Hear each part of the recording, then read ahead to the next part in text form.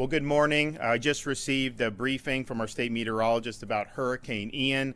I'm joined here by our Division of Emergency Management Director, Kevin Guthrie, the head of the Florida National Guard, Jim Eifert, and Gracia Check. Thank you for coming, for our FEMA regional coordinator.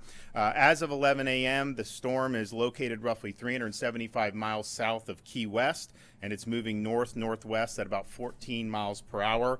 Maximum sustained winds are now up to 80 miles an hour, and it moves into the Gulf, where it's expected to strengthen into a major hurricane in the eastern Gulf of Mexico as early as tomorrow. It will bring heavy rains, strong winds, flash flooding, storm surge, along with isolated tornado activity along Florida's Gulf Coast.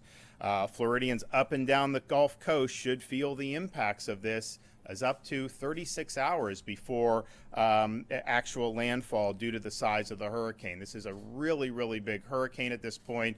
The diameter, the width of it's about 500 miles wide. So if you look at the cone, and if you look at where they have the landfall going, I think the landfall is still Levy County.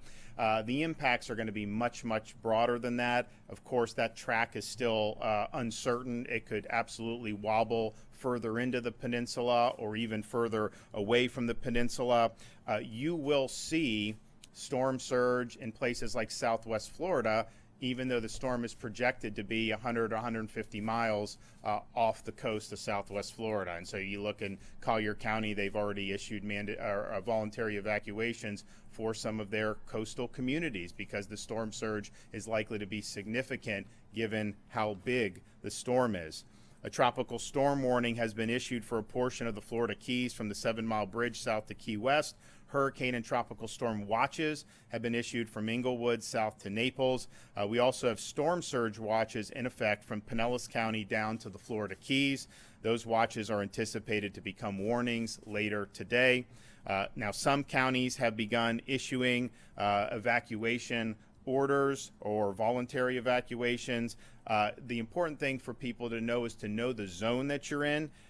You will have counties probably throughout this morning and into this afternoon identifying areas that are vulnerable for evacuation, so you should anticipate that if you're on counties in Florida's Gulf Coast. Of course, as you go further north in Florida, there is a little bit more time before those decisions have to be made. So as we get into the northern Florida and into the Panhandle, those decisions may not be today, but certainly for Southwest and Tampa Bay, be on the lookout for that, because I know we've been conferring with a lot of the local officials. Those are going to happen. The way to go is to go to floridadisaster.org/plan-prepare. floridadisaster.org/plan-prepare. That will be able to allow you to look to see whether you are in an evacuation zone. And so if they do call for an evacuation of, say, Zone A, and you're in Zone A, then you know that, and you can take the appropriate action. The Florida Department of Transportation is now suspending tolls at facilities in the Tampa Bay area, the Polk Parkway in Polk County, Mid-Bay Bridge in Okaloosa, Spence Parkway in Okaloosa, Garcon Point Bridge in Santa Rosa, and of course all the Tampa Bay area, Pinellas Byway, Sunshine Skyway, Selman Expressway, I-4 Connector in Hillsborough, as well as Alligator Alley down in Collier into Broward counties. And as we continue to monitor the path of Hurricane Ian, we may do more toll suspensions in other parts of the state if that is warranted. Some school districts have announced school closures for this upcoming week, and you may see more as the track becomes more certain. If you want to look at the most updated information regarding schools, you can get that at fldoe.org/storminfo.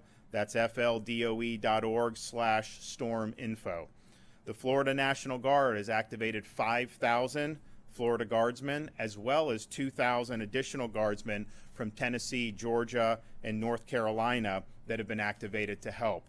We've also have 5 urban search and rescue teams that are activated. We have Florida Fish and Wildlife Commission mobilized and ready to support needed efforts. And of course, the U.S. Coast Guard is also willing and able to assist in both preparation and response. Of course, we've declared a state of emergency for the entire state, given the uncertainty that exists. Of course, as we go every hour, we get a little bit more certainty in the general area, and we know that this is going to have major impacts on Florida's Gulf Coast. We've issued waivers of weight restrictions for commercial trucks to ensure we have ample fuel and resources coming into Florida. Make sure you're prepared. There's no need to panic buy. If you normally don't drink a lot of water, you may not need to go out and buy 20 gallons of water right now. So just do what you need to be prepared. We've been in contact with some of the major retailers like Publix and Walmart. They are constantly resupplying. I know Publix did way more than they normally do, and a lot of that is flying off the shelves, but just know there's an effort to be made to make sure that those shelves are restocked as quickly as possible. We've also authorized emergency refills of maintenance prescriptions for 30 days, and we'd anticipate anyone as part of your hurricane preparedness plan, make sure you have the prescriptions that you need. We've also been in contact with the major utilities throughout the state of Florida, particularly those that are servicing the Gulf Coast of Florida, FP&L, Duke Energy, TECO, the municipal electric providers, as well as the rural electrical co-ops. And I can tell you between all of those, there are tens of thousands of people that are staged and that are going to be ready to go when the storm passes to try to get power restored. But folks should be prepared if you're in this region that there is going to be an interruption of power. So just plan on that. Understand that will happen. Even if the storm, the eye of the storm doesn't hit your region, you're going to have really significant winds. It's going to knock over trees. It's going to cause interruptions. And so that's just the name of the game. So just be prepared for that. And then they have the resources in place where, of course, that's going to be a priority once it's safe to go in there and get as much power back on as quickly as possible. Make sure that you have your plan in place. Finish whatever preparations you have. This thing is coming this week, and we know that, and we know we're going to have some major impacts throughout the state of Florida. We have at the department here for emergency management received 338 requests for assistance from local counties. 293 of those have already been fulfilled, and others are on the way. We've deployed 210 medical professionals to Hillsborough County special needs shelters and another 120 to surrounding counties. We have 300 ambulances supporting special needs evacuations in the Tampa Bay area, and hundreds of generators and pumps have also been staged in the Tampa Bay area to prepare for the flooding that we're anticipating. So please continue to monitor your local weather service for updates. Make sure that you're commencing your storm preparations. Visit floridadisaster.org/get-a-plan to see some of the things that may need to be done. For all you new Floridians who haven't been through one of these before, just understand, just remain calm. There's no need to panic. Listen to the folks at the local level. Listen to what they advise in terms of preparations, any evacuations. If you are going to be in your home when the power goes out and you have one of the generators, just understand those generators must be operated outside the home. Every year, we tend to have people that operated inside their home. You will get poisoning from carbon monoxide, and we have fatalities for that. In fact, we've had more fatalities in recent storms from the use of the generators than we've had from the direct impact of the storm itself. So just understand, it's great to have a generator. Obviously, we live in a very connected world. People want to have that power on, and I understand that, and I do too. But make sure it's used properly, and that exhaust has got to be going outside your home. Do not let that come inside your home. So we're continuing to work with communities at the local level. I've been able to speak with a number of the folks today. We're going to continue to work to support their plans. Obviously, at this point, we want everyone to be safe. You have a significant storm that may end up being a Category 4 hurricane, and I know they say it may slow down by the time it reaches landfall, but if you have that off the west coast of Florida, that's going to cause a huge amount of storm surge. You're going to have flood events. You're going to have a lot of different impacts from that. So we want everybody to be safe. We want people to weather the storm, and that ultimately is the most important thing. property damage and these things, it's terrible that would happen in a storm, but we can fix that and we can help rebuild. But you got to take care of yourself, and we want to make sure everybody is safe. Of course, as the storm hits and in the immediate aftermath, we have all these resources that are staged, from our Guard to Fish and Wildlife, search and rescue, to be able to help people that are in need. And then, of course, once the dust settles, there's a premium on restoring power, fuel, communication, so that people can resume normalcy as soon as possible. I want to let Kevin Guthrie come up here from our Department of Emergency Management. Thank you, Governor. Thank you for your leadership and support as we move into Hurricane Ian. We currently have more than, as the Governor said, currently have more than 338 active missions for our local partners. We're working diligently to ensure all needs are met. Some of those needs, need to understand, we're not going to get them to the counties before landfall. That's typically an issue where they've asked for water or food, but they have no place to house it. We cannot leave a semi-trailer just sitting in a parking lot with 110, 120 mile an hour winds. So that is the discrepancy between the number of missions that we have filled and the number of missions that we are responding to. So if that should come up. This includes providing meals, waters, ambulance strike teams, oxygen, technical communications statewide. We have deployed several hundred shelter support staff, as the Governor has already mentioned. We have also set up 2 logistical staging areas to provide immediate direct assistance after the storm's landfall. We will be operating one of those on the east side of the storm and one of those on the west side of the storm. We know that for many Floridians, this may be their first hurricane experience. As the Governor said, do not panic. There is still time to get your preparations in order and safely evacuate if necessary. Remember to make a plan that works best for your family and business, and include your children, pets, and seniors that you care for in your disaster preparedness plans. Know if you live in an evacuation zone. You can visit floridadisaster.org/KNOW or Plan Prepare to input your address and determine if you live in an evacuation zone. Evacuation zones are designated as zones A through F, with A generally being the most vulnerable and most likely to be evacuated first. Evacuations are issued at the local level, so make sure you have multiple ways to receive weather alerts and information from your local officials. We've received numerous inquiries from individuals navigating our Know Your Zone website. If you enter your address and you are not located in one of the colored coded areas, which is red, orange, yellow, green, or purple, then you do not live in an evacuation zone. If you do not live in an evacuation zone, you may be able to shelter in place. This is where we ask you to know your home. Can your home sustain hurricane wind speeds? If you live in a manufactured home, you need to evacuate. If you live in an older home that would not stand those winds, you need to evacuate. If you are power dependent for your livelihood, you need to evacuate. If you are going to use a generator, as the Governor mentioned, please do not operate it indoors. Do not operate it in your garage, and make sure that you have plenty of distance from any open windows where you may be running cords through that window.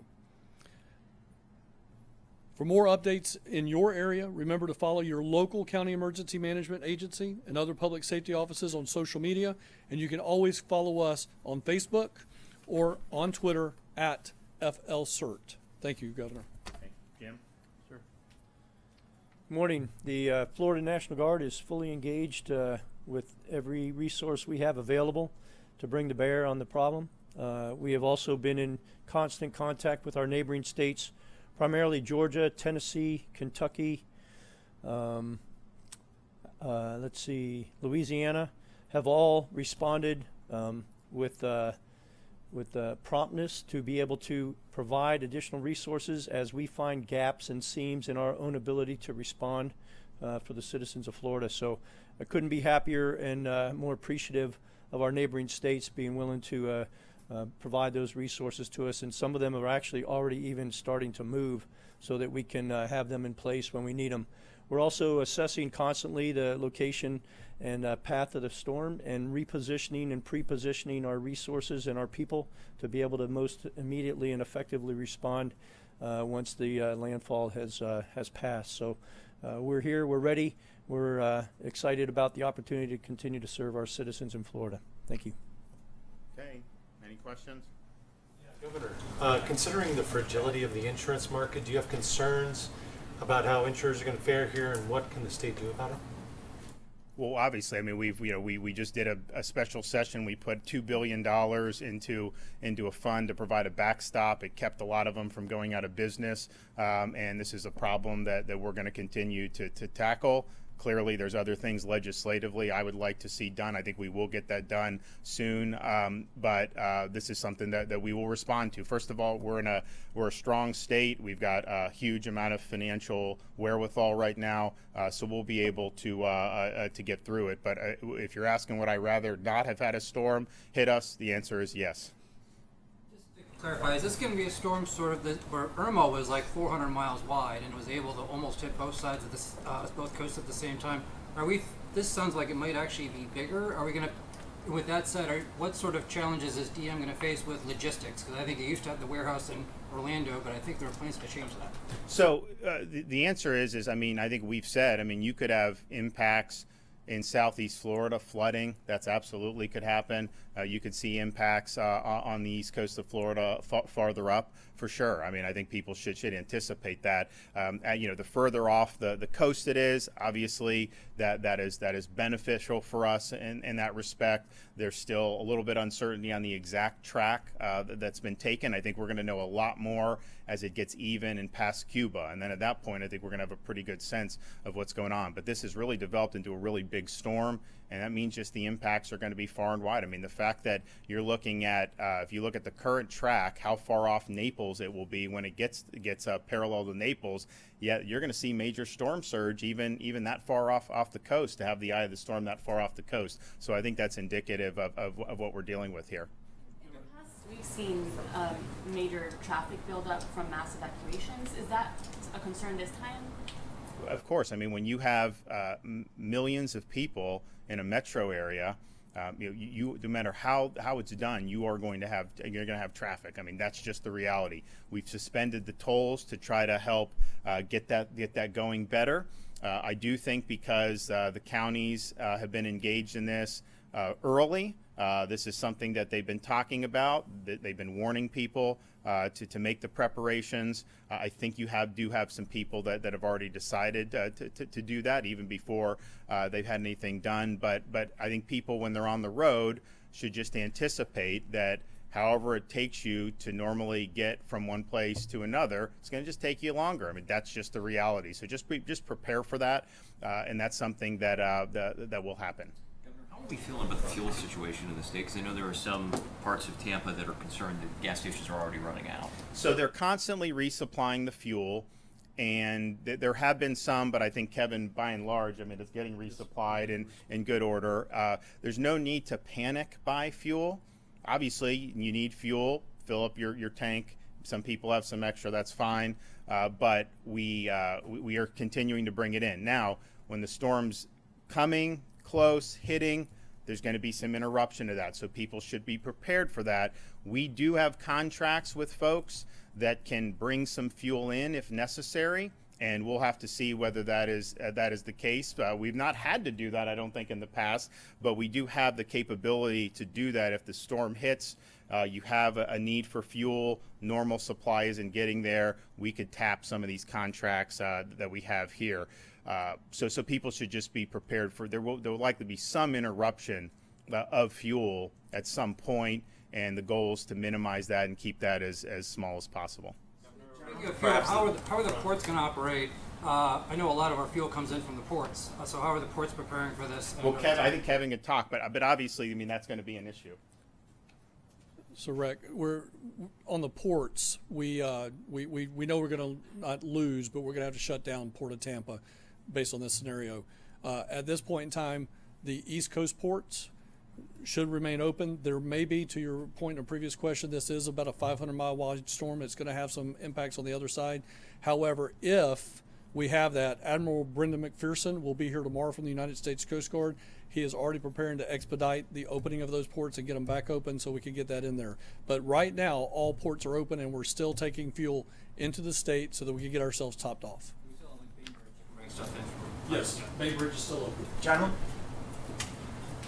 General, have you requested permission to mobilize unvaccinated guardsmen? And could you talk about the impact of having nearly 10% of your force sidelined because of the military vaccine mandate for your planning and readiness? The vaccine mandate does not impact our ability to bring people in on state active duty.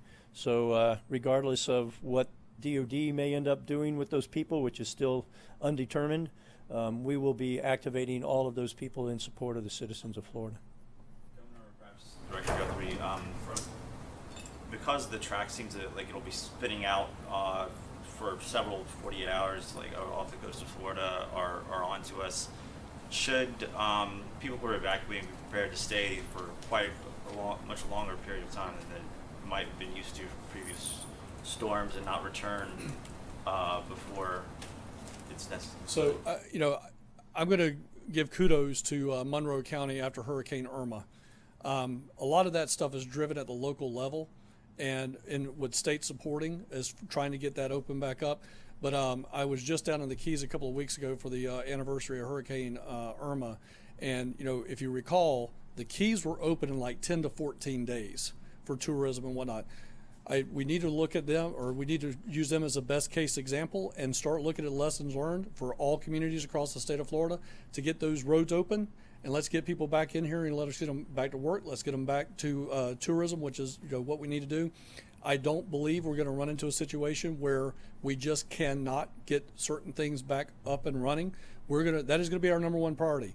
We're going to get power, fuel, communications back up and running so that we can get those roads open and get ourselves back to normal. Because we're not going to necessarily be remembered for how we respond. In the next 72 to 96 hours, we're going to be remembered for how we recover. And this team in here is going to get that done.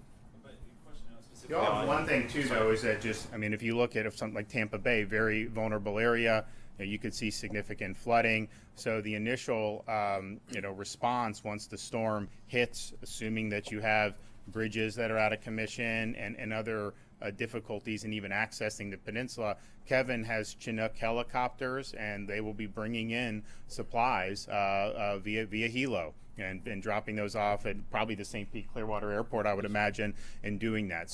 But that's something for people to think about. You may have flooding such that some of those places may not be accessed, and so that's not like government telling you can't go back, but it's just the reality of what we could do. When you talk about some of the storm surge that they're forecasting, this is very significant storm surge for a very low-lying area, so that's going to have significant impact. All right. Well, we're going to do. I'm going to do another briefing later this afternoon, likely down in Tampa Bay, and we may be back here later tonight if there's any major developments on the track. Thanks.